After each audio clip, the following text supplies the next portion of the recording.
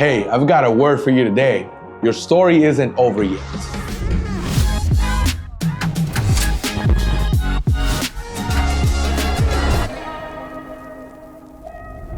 You ever think your story is too broken or too ordinary for God to use? And I think that often. Like, you think, yeah, God uses those people, but not me. Let me tell you about a man who thought the exact same thing. His name was John Newton. Newton wasn't a nice guy. He was the captain of a slave ship. His life was marked by greed, cruelty, and regret. And he honestly believed he was beyond saving, too far gone for grace. You ever felt like that? Man, I have. But one night, in the middle of a violent storm at sea, he thought he was gonna die. And in that moment, he cried out to God for mercy. And God met him right there in the chaos, in the fear, in the guilt. See, that moment changed everything for John Newton. Newton gave his life to Jesus, left the slave trade, became a pastor, and years later wrote one of the most famous songs in history.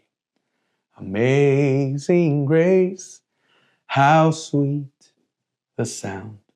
A man once defined by sin ended up writing the anthem of redemption. That's amazing. That's what God can do with someone surrenders.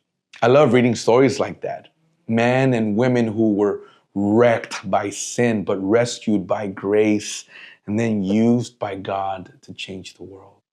Because here's what it tells me. God can take any life, your life, my life, and make it a testimony.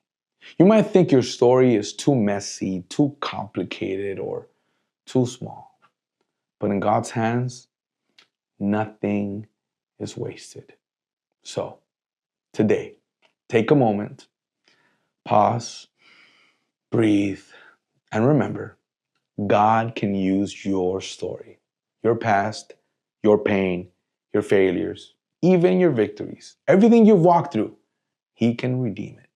Maybe you don't see it yet, but trust me, someone out there needs to hear your story. So go share it.